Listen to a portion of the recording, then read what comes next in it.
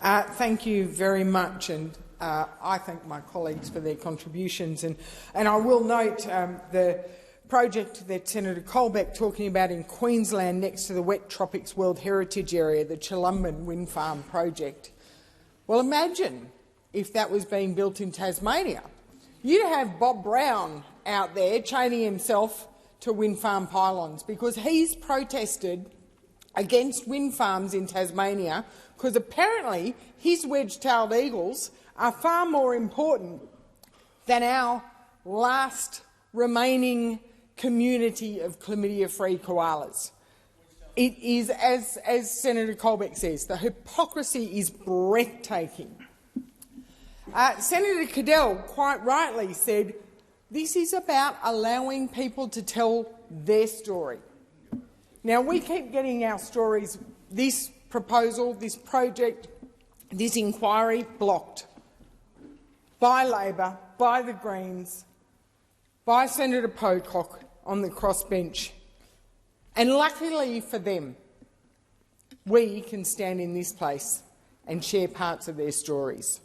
I have spoken previously on this about the HumeLink Action Group and the work they have done to try and bring the attention to people of the HumeLink transmission line project that is going from Snowy 2.0 to the South Australian border over some of our most pristine highland countries, also over native forestry areas, also over softwood plantations.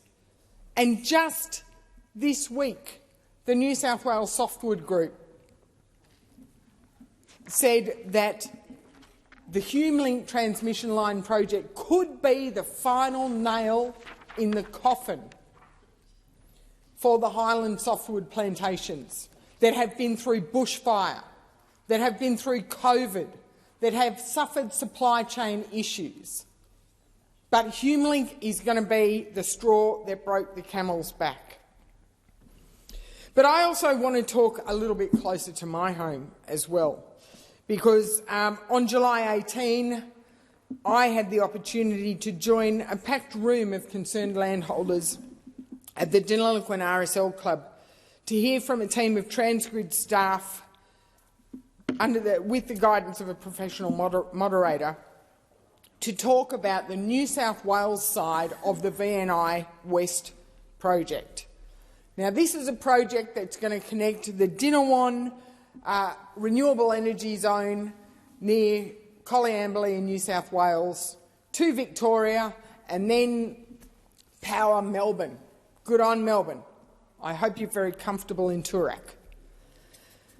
One of the amazing things about this project, so a draft corridor report was published in February, and it had a range of options, but it also identified in the February consultation report the preferred option, which it said would maximise the positive net and economic benefits to those who produce, consume and transport in the national energy market. The preferred option was from Waroobra to Echuca Moama and onto the Dinawan Energy Hub in New South Wales. That was the preferred option in February. Fast forward to July, and Transgrid publishes a new corridor report with a new option, option 5A. No one had heard of 5A before.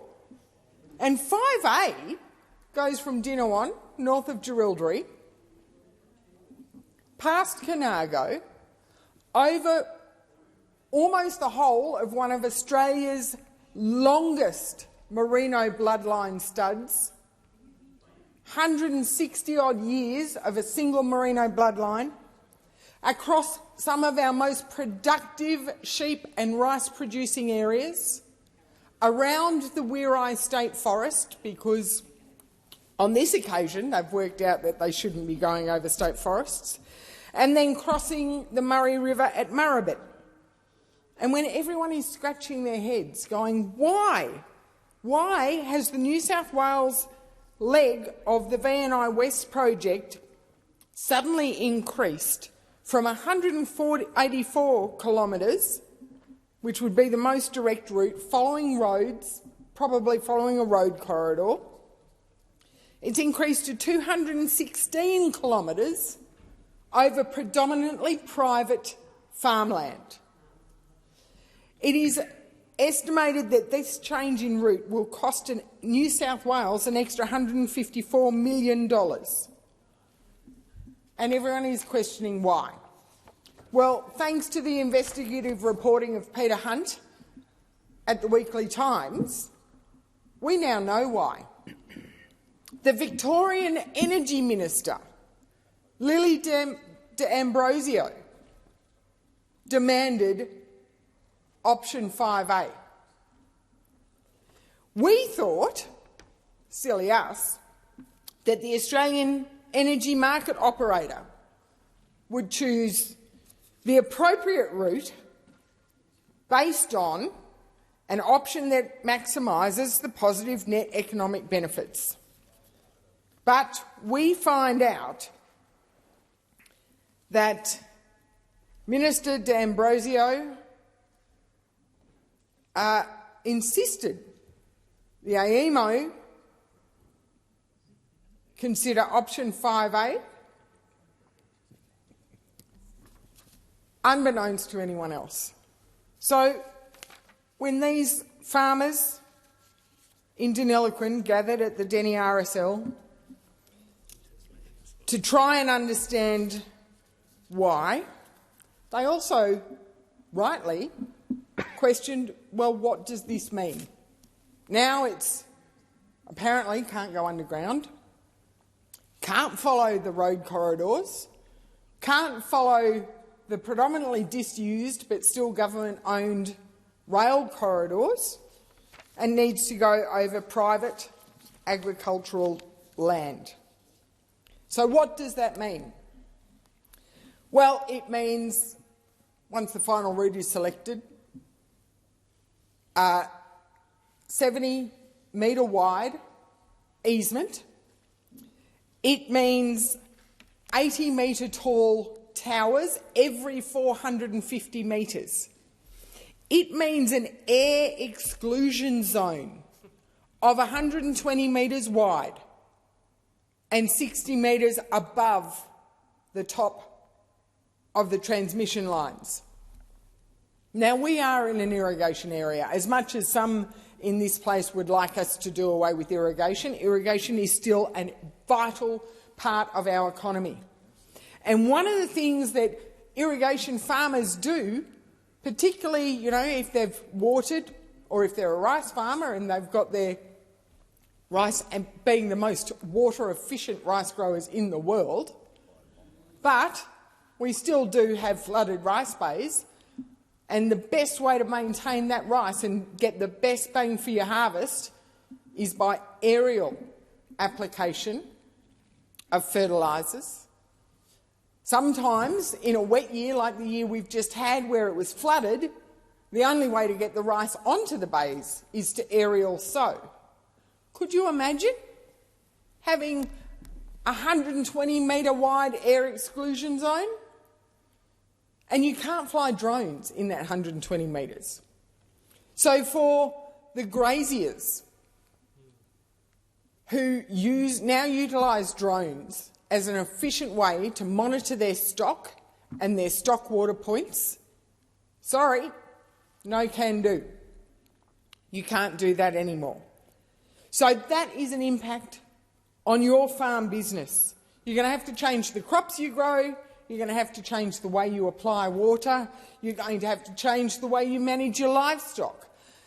Forget about the fact that during the construction period you can't have livestock in those paddocks. And when asked, Transgrid said, oh well, you just adjust them somewhere else for the duration. Biosecurity, anyone? Just mentioning? You can't just transport 160-year-old merino bloodlines to a different station and hope they come back disease-free.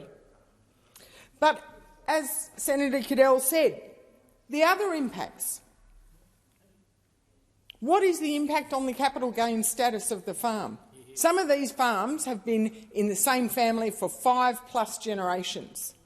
But because on a corridor of it, you're changing land use, you're changing income streams, the advice that some of our farmers have had is that that will change the capital gain status from that point on. So how do you value that when you're trying to work out what the upfront compensation package should be? What will the impact on land tax be? And as Senator Cadell said, and off-farm income, how does that impact you when you're applying for primary industry grants? The other thing in our area, we are a recognised plains wanderer habitat. There are farms throughout our area that have nature conservation caveats on their titles. So when we asked Transgrid about that, Transgrid said, oh, we'll just offset it. The plains wanderer is an endangered species. My area is the offset. There is no alternative offset area you can go to. And when we said, what about the caveats if you've got a nature conservation caveat? Well, they said, oh, well, obviously we've got to go somewhere else. We said, so clearly you've done a survey to understand where these caveats are held. And we got a blank look. Oh, we haven't done that work yet. We'll do that work after we've determined what corridor we're going to follow when we lodge our EIS.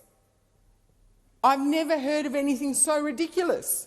Why would you not do it all concurrently so you know you're planning for a corridor where you don't have to have these problems? And that would have also happened up at Chalumban if we do them concurrently.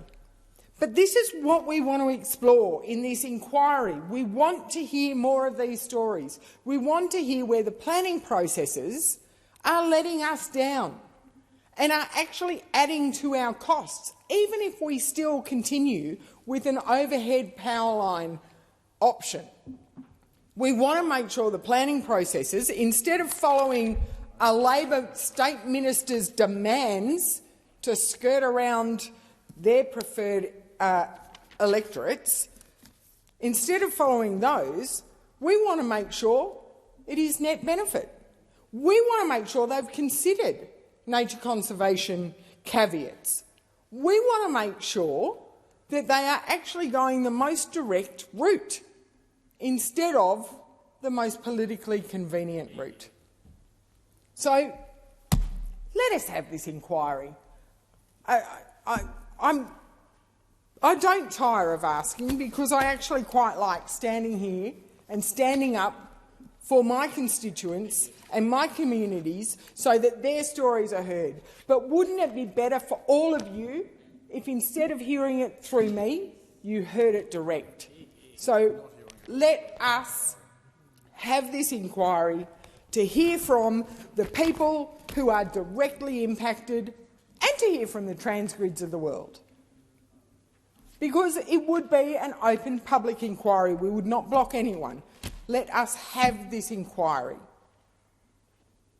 Thank you.